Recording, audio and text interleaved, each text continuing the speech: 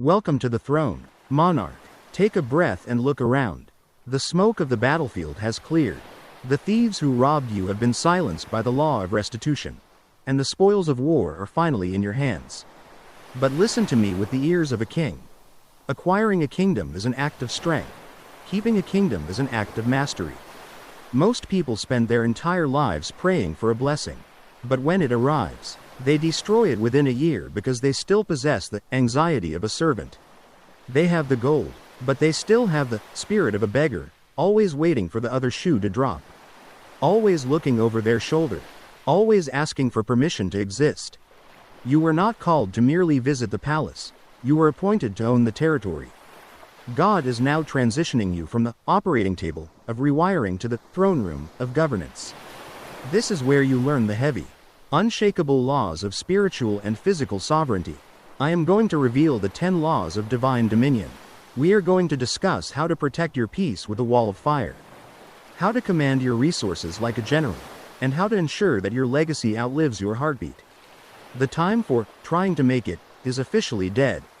The era of dominion has begun. Straighten your crown, steady your hands, and prepare your spirit. The empire is waiting for its first command. Chapter 1. The Law of the Scepter, the Architecture of the Decree.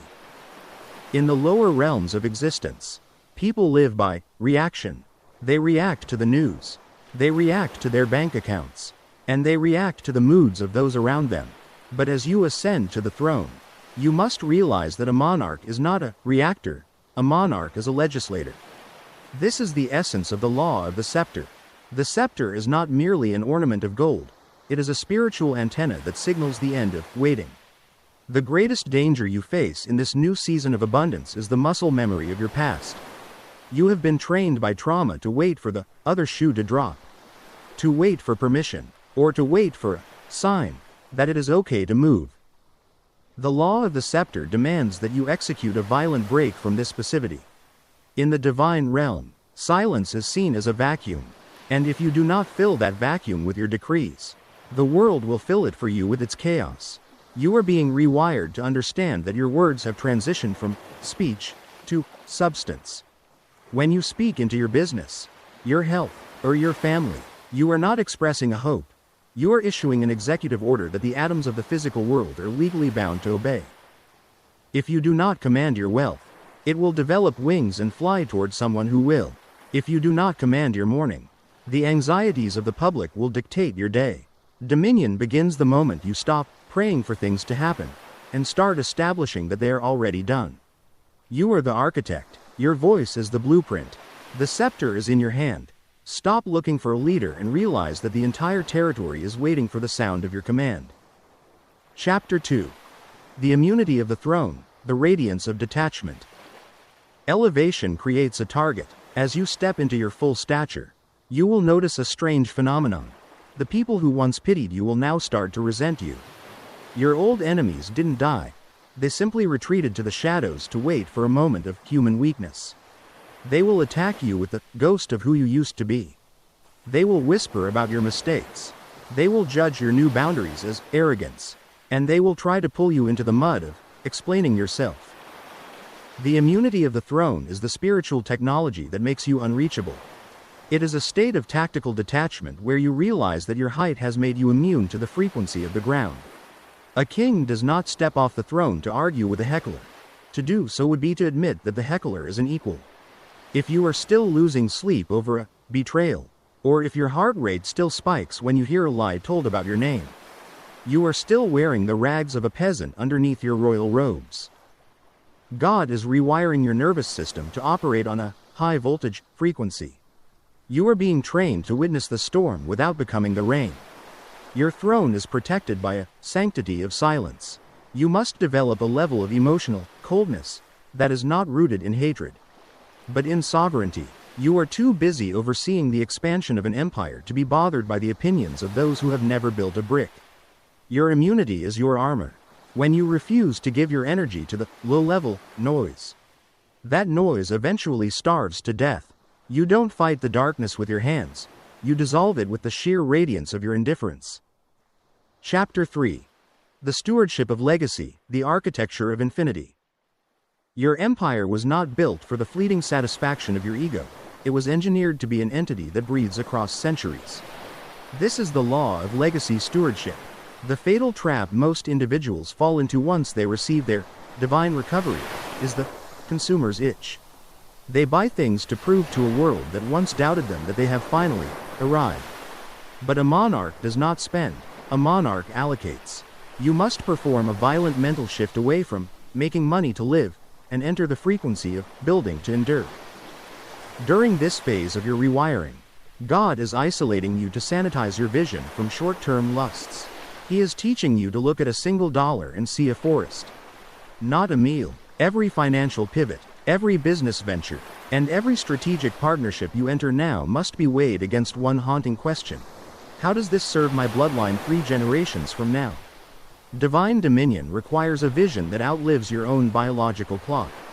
You are gathering assets, wisdom, and influence to create an ecosystem, a sanctuary where your descendants do not have to start at zero as you did. You are laying foundations with the granite of discipline rather than the sand of impulse. A true monarch is an architect of the future, understanding that real power is not measured by what you can take from the world, but by what you can sustain and protect for those who follow. Do not merely build a career, establish a dynasty. Chapter 4. The Law of Divine Selection, the Curation of the Inner Circle. As your empire expands, you will encounter a brutal reality. Not everyone who walked with you in the desert has the character to sit with you in the palace. This is the law of divine selection. It is the ruthless art of curating your elite inner circle and the advisors who surround your throne. A monarch is only as potent as the collective strength of those they allow to access the intimate chambers of their soul. God pulled you away from the crowd so that you would lose your addiction to being liked by the mediocre. Now, He demands that you apply that same standard to your recruitment. You do not need yes men, fueled by fear, nor parasites, fueled by greed. You require those who vibrate at the frequency of dominion. The greatest error of a newly crowned leader is bringing envious friends or family members with slave mindsets into the engine room of their destiny out of a misplaced sense of guilt or loyalty. Selection requires an eagle's eye to distinguish between true talent and disguised chaos. You are being reprogrammed to abandon false compassion, that lingering urge to keep people around who are actively sabotaging your trajectory. Dominion demands that you surround yourself with individuals who are sharper than you, more integrated than you, and whose vision is compatible with the scale of your reign. Remember, the seat next to the throne is not a gift to be handed out. It is a position to be earned through competence and soul alignment. Chapter 5. The Silent Expansion, the Power of the Unseen Move. The world is obsessed with loud progress. It craves the announcement, the grand opening, and the public validation of success. But in the realm of the monarch, noise is a leak of energy. True dominion is built on the law of silent expansion. This is the ability to grow your empire, acquire your assets, and position your pieces while the world is still debating your past. God has isolated you to teach you that anonymity is your greatest strategic advantage. When you move in silence, you move without the friction of envy. You are being rewired to stop the peasant habit of announcing your plans before they are finished. A king does not show his hand until the game is won. The silent expansion means that by the time people realize you are competing in a market, you have already conquered it.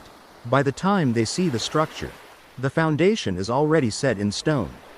You are being trained to operate in the shadows of success. This is not about being secretive out of fear, it is about being invisible out of sovereignty. You are building a presence so massive that it eventually becomes an undeniable atmosphere rather than just another name on a list. Let the insecure shout their intentions. The monarch moves like the tide, quiet, inevitable, and unstoppable. Your growth is a secret between you and the architect until the moment of total reveal. Chapter 6. The Currency of Influence, Money as a Weapon of Will. To the unrefined, money is for buying things. To the monarch, money is fuel for the will. Most people are slaves to their finances because they see money as a limited resource to be hoarded. But as you step into dominion, you must master the currency of influence. This is the law that transforms your bank account from a savings pile into a weapon of transformation. God is resetting your relationship with wealth. You are being rewired to understand that money is a high-frequency energy that must flow to stay alive. In the kingdom, you don't get money, you direct it. Influence is the ability to use your resources to shift the culture, to buy back the time of the talented, and to build infrastructures that reflect your values. You are moving from buying luxury to buying impact. The law of influence demands that you stop being intimidated by large numbers. You are being prepared to manage millions not for your comfort, but for your command. When you spend, you are voting for the world you want to see. When you invest, you are colonizing the future. You are recovering the wealth of the thief so that you can become a divine venture capitalist for the kingdom's agenda. Your money is no longer a safety net, it is a scepter of change. The more influence you wield, the more resources will flow to you, because God knows He can trust your hands to be a conduit for His dominion. Chapter 7. The Fortress of Privacy, the Architecture of Enigma. In an era of forced transparency and digital exhibitionism, the most radical act of a monarch is silence. The world has been conditioned to believe that if a success isn't posted, it didn't happen. But in the kingdom of dominion, visibility is often a liability. The law of the Fortress of Privacy states that the strength of your empire is directly proportional to the unseen parts of your life. You have been pulled through isolation not just to heal, but to learn the value of the hidden chamber. When the enemy knows the exact dimensions of your storehouse, he knows exactly how much pressure to apply to rob you again. A true sovereign understands that information is the highest currency of war. If the public knows your next move, your struggles, or the intimate details of your recovery, they possess a handle by which they can pull you. You are being rewired to develop a strategic enigma. This is not about being sneaky or living in fear. It is about protecting the sanctity of the source. Your deepest prayers, your most ambitious blueprints, and the inner workings of your household must be guarded by a wall of fire. The Fortress of Privacy requires you to stop seeking the applause of the gallery for your unfinished work. When you broadcast your process, you leak the very energy required for the completion. A monarch speaks in results, never in intentions. God is training you to be comfortable in the darkroom of development. By the time the world sees the harvest, the seeds are already safe. The roots are deep, and the perimeter is secured. You are no longer an open book for the board to read. You are a library of secrets accessible only to those who have earned a seat at your table. The less they know, the more they must respect your presence. Chapter 8. The Ruthless Excellence, the Standard of the Sovereign. Dominion is not granted to the lazy or the mediocre, it is attracted to precision. Most people settle for good enough. But good enough is the language of the servant. As you step into your new empire, you must adopt the law of ruthless excellence. This is the unyielding commitment to a standard that borders on the divine. It is the realization that every detail of your life, from the way you speak to the way you manage your smallest asset, is a reflection of your spiritual authority. Ruthless excellence is ruthless because it requires you to be unforgiving toward your own excuses. It demands the death of the victim mindset that allowed you to accept chaos as a normal part of your day. In the kingdom, quality is a form of worship. Whether you are building a billion-dollar company or simply organizing your morning routine, you must do it with the weight of glory. If your internal world is cluttered, your external empire will eventually crumble. You are being rewired to understand that order is the mother of abundance. God cannot flow into a space that is disorganized and sloppy. By raising your standard to the level of excellence, you create a frequency that automatically repels low-level people and low-level problems. They simply cannot survive in the atmosphere of a monarch who demands perfection in execution. You are not trying to do well, you are engineering greatness. This law forces you to audit every area of your life, your health, your speech, your environment, and your output. If it is not royal, it does not belong in your territory. You are reclaiming your stolen years not to live a decent life, but to manifest a masterpiece. Excellence is the shield that ensures your recovery is permanent and your dominion is absolute. Chapter 9. The Law of Sacrifice and Power, the Altar of the Monarch. The world views power as a means to gain comfort, But the sovereign knows that true power is sustained only through sacrifice. This is the paradoxical law of the altar. To rule over a territory, you must be willing to sacrifice the version of yourself that was once attached to the ground. Every new level of dominion demands a higher offering of your ego, your comfort, and your human desire for approval. You cannot carry the weight of a crown if you are still clinging to the smallness of a common life. The ruthless nature of this law lies in its demand for total surrender to the divine mission.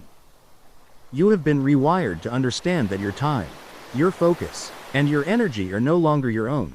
They belong to the empire you are building. The monarch sacrifices the instant gratification of today for the eternal impact of tomorrow. This means saying no to opportunities that are merely good so that you can remain available for what is great. It means sacrificing the comfort of fitting in to embrace the lonely reality of the top. Shua, God, has isolated you to show you that the altar is not a place of loss, but a place of exchange. You are exchanging your human effort for divine authority. Every time you sacrifice a low-level habit or a toxic association, you release a fresh surge of power into your territory. The greater the sacrifice, the more unshakable the throne. You are not losing your life, you are pouring it out as a foundation for a kingdom that cannot be moved. Power is not taken, it is allocated by the heavens to the one who has proven they can stand at the altar without flinching. Chapter 10. The Eternal Dominion, the Merger of Wills. We arrive at the final frontier, the law of eternal dominion. This is the ultimate realization that you do not rule for God, but rather, God is ruling through you. The recovery is finished, the restitution is paid, and the throne is established. But the crown only stays secure when your personal will has completely merged with the divine will. This is the state where your commands are no longer your own desires, but the echoes of the architect's decrees. You have moved from seeking a blessing to becoming the blessing. In this final stage of your ascension, you realize that your empire is a physical manifestation of a spiritual truth. You are the ambassador of the infinite on the soil of the finite. Eternal dominion means your influence is not tied to a bank account or a title, it is tied to your frequency. You walk with the heaviness of glory, kavod. When you enter a room, the atmosphere must shift because you carry the authority of the one who created the atoms. You are being rewired to stop looking at your dominion as a job or a success story and start seeing it as a priesthood. You are a royal priest of your industry, your family, and your generation. The recovery of your stolen years was just the entry fee. The real prize is the ability to stand in the center of your new life and know, with absolute certainty, that you are exactly who God intended you to be before the world began. The thief is a distant memory. The pit is a closed chapter. You are the monarch of the now and the architect of the forever. The court of heaven stands in salute. Your reign is not a season, it is an eternal decree. The process is finished. The rewiring is complete. The recovery is total. And now, the dominion is yours. You have survived the fire. You have reclaimed your spoils. And you have learned the laws of the throne. You are no longer the person who started this journey. You are a sovereign. You are a monarch. You are the chosen of the divine. Go forth into your territory. Speak with the scepter. Protect your fortress. And never again allow the thief to believe he has a place in your life. You have been restored to your full stature, and the world is waiting for your next command. One final act of dominion. Comment, I reign, to seal this decree in the atmosphere. Let the universe know you have accepted your crown. Share this entire series with someone who is still trapped in the ashes. Be the light that leads them to their throne. Walk today as if the crown is already visible, because in the realm of the spirit, it is. The empire is yours, the glory is God's, and your story has only just begun. Amen.